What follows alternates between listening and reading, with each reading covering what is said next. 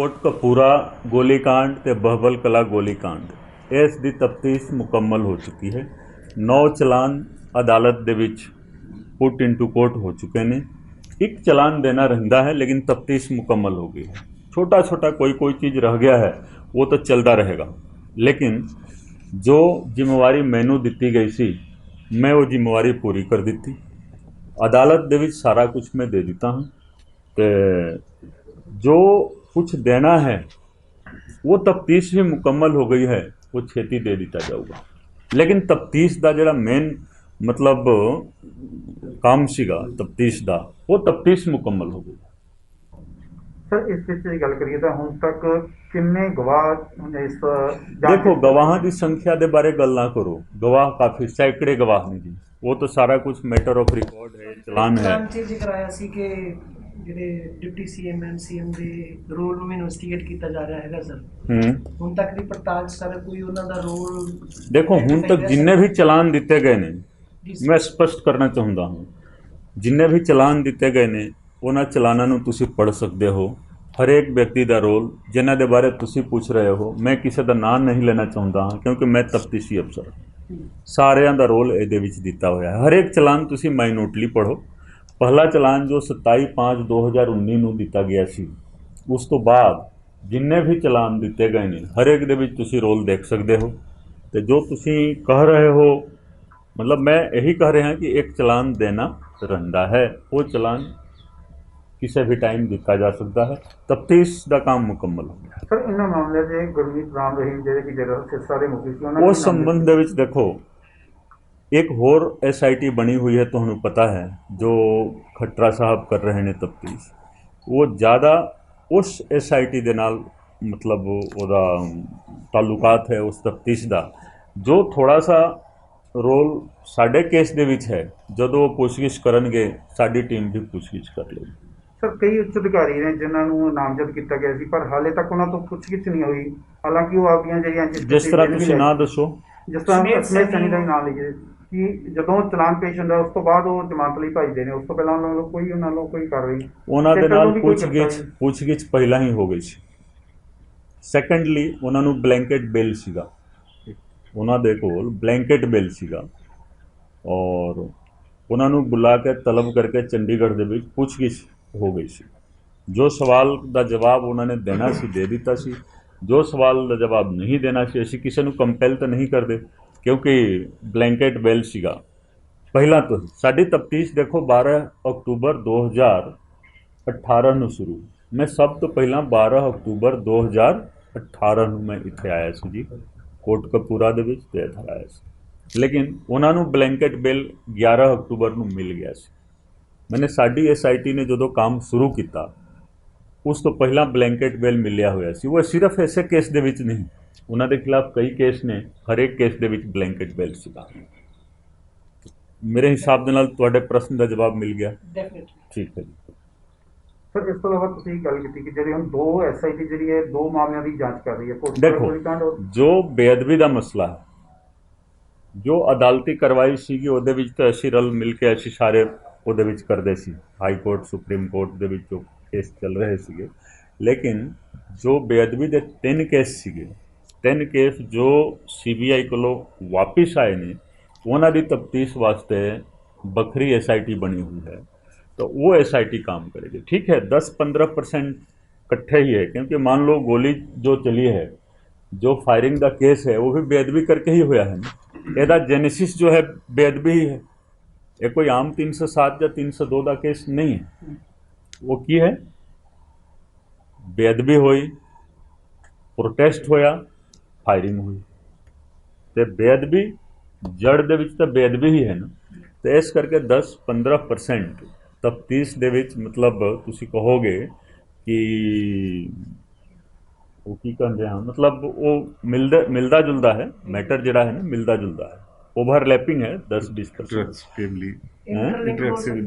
हाँ अब हुण देखो, हाँ तुसी सवाल कर रहे हो सर, ये जो तुसी इन्ना लंबा समा इन्वेस्टिगेशन कीती हैगी सर, ਬਹੁਤ ਸਾਰੇ ਗਵਾਹ ਤੁਹਾਡੇ ਸਾਹਮਣੇ ਪੇਸ਼ ਹੋਏ, ਕੋਈ ਇਹੋ ਜਿਹਾ ਰਿਕਾਰਡ ਮਿਲਿਆ ਸਰ ਜਿਹਨਾਂ 'ਤੇ ਡਾਇਰੈਕਟ ਇਨਵੋਲਵਮੈਂਟ, ਜਿਵੇਂ ਮਿਸਟਰ ਉਮਰਾ ਨੰਗਲ ਹੈਗੀ ਹੈ ਜਾਂ ਮਿਸਟਰ ਸੈਣੀ ਜਾਂ ਇਹ ਸਾਰਾ ਕੁਝ ਜੋ ਚਲਾਨ ਹੈ ਨਾ ਜੀ, ਜੇਕਰ ਤੁਸੀਂ ਪੜ੍ਹੋਗੇ, ਜੇਕਰ ਤੁਸੀਂ ਪੜ੍ਹਦੇ ਨਹੀਂ ਤਾਂ ਮੈਂ ਕੀ ਕਰ ਸਕਦਾ ਹਾਂ। ਹਰ ਚੀਜ਼ ਦਾ ਜਵਾਬ ਇਹਦੇ ਵਿੱਚ ਹੈ ਜੀ। ਜੋ ਪ੍ਰਸ਼ਨ ਤੁਸੀਂ ਕਰ ਰਹੇ ਹੋ, ਹੁਣ ਤਾਂ ਇਹ ਪਬਲਿਕ ਡਾਕੂਮੈਂਟ ਹੈ ਨਾ, ਬਿਲਕੁਲ ਪਬਲਿਕ ਡਾਕੂਮੈਂਟ ਹੈ, ਕਾਪੀ ਤੁਹਾਡੇ ਕੋਲ ਹੈ, ਤੇ ਜੋ ਪੜ੍ਹਨਾ ਚਾਹੇਗਾ ਉਹਨੂੰ ਮੈਂ ਪੜ੍ਹਾ ਵੀ ਦੂੰਗਾ। ਇਹ ਵੀ ਫ੍ਰੀ ਹੈ ਜੀ।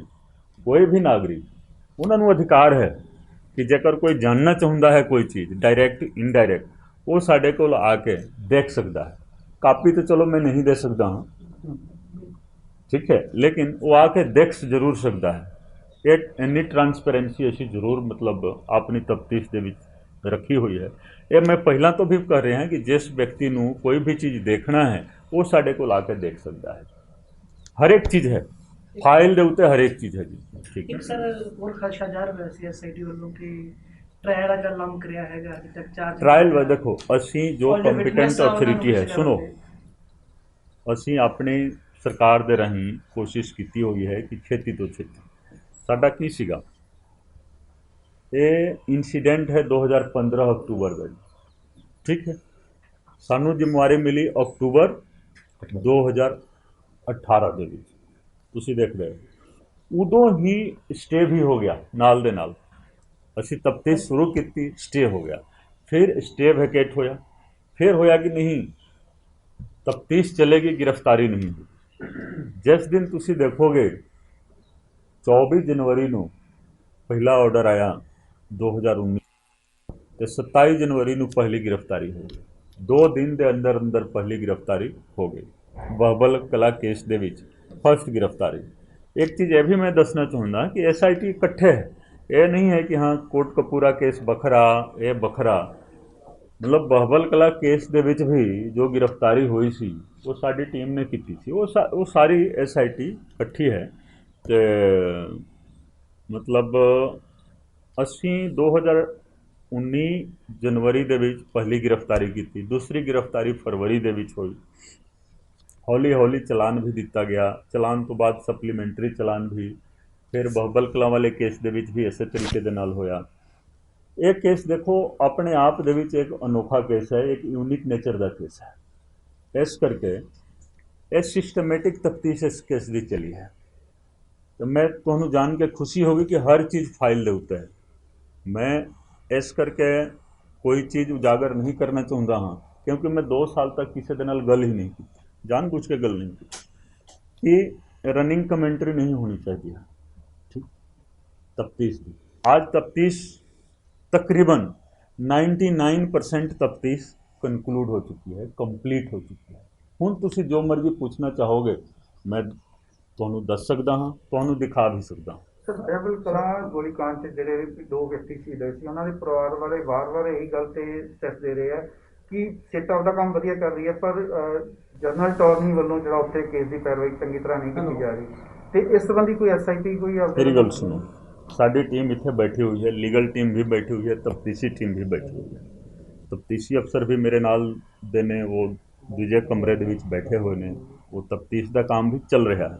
ਇਹ ਤਫਤੀਸ਼ ਦਾ ਛੋਟਾ ਛੋਟਾ ਕੰਮ ਚੱਲਦਾ ਜਾਊਗਾ, ਲੇਕਿਨ ਮੇਜਰ ਕੰਮ ਜਿਹੜਾ ਸੀਗਾ ਉਹ ਕਨਕਲੂਡ ਹੋ ਗਿਆ, ਉਹ ਕੰਪਲੀਟ ਹੋ ਗਿਆ। ਹੁਣ ਤੁਸੀਂ ਦੇਖੋ ਫਰੀਦਕੋਟ ਦੇ ਵਿੱਚ ਤਫਤੀਸ਼ ਜਾਂ ਅਦਾਲਤ ਦੇ ਵਿੱਚ ਕੋਈ ਵੀ ਮਸਲਾ ਆ ਗਿਆ ਤਾਂ ਤੁਸੀਂ ਦੇਖੇ ਹੋ ਲੋੜ ਪੈਣ 'ਤੇ ਮੈਂ ਵੀ ਆਇਆ ਹਾਂ। ਸਾਡੀ ਟੀਮ ਬਹੁਤ ਵਧੀਆ ਲੀਗਲ ਟੀਮ ਕੰਮ ਕਰ ਰਹੀ ਹੈ ਇਹਨਾਂ ਦੀ ਮਦਦ ਵਾਸਤੇ, ਠੀਕ ਹੈ ਕਿ ਨਹੀਂ। ਅਸੀਂ ਹਮੇਸ਼ਾ ਆਗੇ ਰਹੇ ਹਾਂ।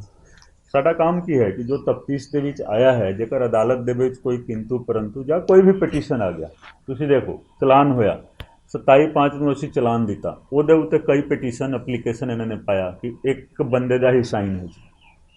ਸਭ ਤੋਂ ਪਹਿਲਾਂ ਤਾਂ ਇਹੀ ਆਇਆ ਸੀ, ਚੋਣ ਜਾਬਤਾ ਸੀਗਾ, ਫਿਰ ਵੀ ਸਾਈਨ ਕਰ ਦਿੱਤਾ। ਇਹ ਸਾਰਾ ਕੁਝ ਆਇਆ ਸੀ, ਉਦੋਂ ਆਇਆ ਸੀ, ਅਸੀਂ ਜਵਾਬ ਦਿੱਤਾ। ਜਵਾਬ ਦੇਣ ਤੋਂ ਬਾਅਦ ਤੁਸੀਂ ਦੇਖੋਗੇ 3/8/2019 ਨੂੰ ਸਾਰਾ ਕੁਝ ਡਿਸਮਿਸ ਹੋ ਗਿਆ, ਸਾਰਾ ਆਬਜੈਕਸ਼ਨ ਓਵਰ ਰੂਲ ਹੋ ਗਿਆ। DA ਸਾਹਿਬ ਤੁਸੀਂ ਦੱਸੋ, 3/8/2019 ਨੂੰ ਸਾਰਾ ਆਬਜੈਕਸ਼ਨ ਓਵਰ ਰੂਲ ਹੋ ਗਿਆ। ਅਦਾਲਤ ਵੱਲੋਂ ਇਹ ਕਹਿ ਦਿੱਤਾ ਗਿਆ ਕਿ ਚਲਾਨ ਦੁਰੁਸਤ ਦਿੱਤਾ ਗਿਆ ਹੈ। ਉਹਨਾਂ ਨੇ ਫਿਰ ਉਹਦਾ ਰਿਵੀਜ਼ਨ ਵੀ ਪਾਇਆ ਮਾਨਯੋਗ ਸੈਸ਼ਨ ਅਦਾਲਤ ਦੇ ਵਿੱਚ। 15/11/2019 ਨੂੰ ਮਾਨਯੋਗ ਸੈਸ਼ਨ ਅਦਾਲਤ ਵੱਲੋਂ ਵੀ ਕਲੀਅਰ ਹੋ ਗਿਆ ਕਿ ਨਹੀਂ ਜੀ ਚਲਾਨ ਦੁਰੁਸਤ ਆਇਆ ਹੈ। ਭਾਵੇਂ ਚਲਾਨ ਤੇ ਇੱਕੋ ਬੰਦੇ ਦਾ ਸਾਈਨ ਹੈ ਲੇਕਿਨ ਬੰਦਾ ਕੰਪੀਟੈਂਟ ਹੈ। ਉਹ ਆਰਡਰ ਦੇ ਵਿੱਚ ਵੀ ਹੈ ਕਿ ਬੰਦਾ ਐਸਆਈਟੀ ਦਾ ਮੈਂਬਰ ਹੈ, ਬੰਦਾ ਕੰਪੀਟੈਂਟ ਹੈ, ਜਿਹਨੇ ਸਾਈਨ ਕੀਤਾ ਹੈ ਉਹ ਕਰ ਸਕਦਾ ਹੈ, ਉਹਨੂੰ ਅਥਾਰਟੀ ਹੈ। ਠੀਕ ਹੈ ਕਿ ਨਹੀਂ? ਇਹ ਲਿਖਤੀ ਤੌਰ ਤੇ ਰਿਟਨ ਆਰਡਰ ਹੈ ਮਾਨਯੋਗ ਸੈਸ਼ਨ ਅਦਾਲਤ ਦਾ। ਚਲਾਨ ਦੁਰੁਸਤ ਦਿੱਤਾ ਗਿਆ ਹੈ। ਇੱਕ ਦਾ ਹੋਵੇ ਕਿਸੇ ਵੀ ਚਲਾਨ ਤੇ ਦੋ ਅਫਸਰ ਦਾ ਸਾਈਨ ਨਹੀਂ ਹੁੰਦਾ ਹੈ। ਠੀਕ ਹੈ ਜੀ। ਮੈਂ ਅੱਜ ਤੱਕ ਕੋਈ ਇਸ ਤਰ੍ਹਾਂ ਚਲਾਨ ਪੂਰੇ ਮਤਲਬ ਇੰਡੀਅਨ ਸਿਸਟਮ ਦੇ ਵਿੱਚ, ਇੰਡੀਅਨ ਕ੍ਰਿਮੀਨਲ ਜੂਰਿਸਪ੍ਰੂਡੈਂਸ ਦੇ ਵਿੱਚ ਮੈਂ ਅੱਜ ਤੱਕ ਇਹ ਨਹੀਂ ਦੇਖਿਆ ਕਿ ਕਿਸੇ ਵੀ ਚਲਾਨ ਦੇ ਉੱਤੇ ਦੋ ਵਿਅਕਤੀ ਦਾ, ਦੋ ਅਫਸਰ ਦਾ ਜਾਂ ਤਿੰਨ ਅਫਸਰ ਦਾ ਸਾਈਨ। ਚਲਾਨ ਹਮੇਸ਼ਾ ਇੱਕ ਅਫਸਰ ਦੇ ਸਿਗਨੇਚਰ ਦੇ ਤਹਿਤ ਹੀ ਦਿੱਤਾ ਜਾਂਦਾ ਹੈ। ਠੀਕ ਹੈ। ਤੇ ਇਹ ਸਾਰਾ ਕੁਝ ਦੇਖੋ ਇਸ ਤਫਤੀਸ਼ ਦੇ ਵਿੱਚ ਸਟੈਪ ਬਾਈ ਸਟੈਪ ਜੇਕਰ ਤੁਸੀਂ ਦੇਖੋਗੇ ਕਾਫੀ ਕੁਝ। ਇੱਕ ਚੀਜ਼ ਮੈਂ ਹੋਰ ਕਲੀਅਰ ਕਰਨਾ ਚਾਹੁੰਦਾ ਹਾਂ ਕਿ ਕਾਨੂੰਨ ਇੱਕ ਹੁੰਦਾ ਹੈ, ਸਾਰਿਆਂ ਵਾਸਤੇ ਬਰਾਬਰ ਹੈ, ਲੇਕਿਨ ਇੰਡੀਅਨ ਸਿਸਟਮ ਦੇ ਵਿੱਚ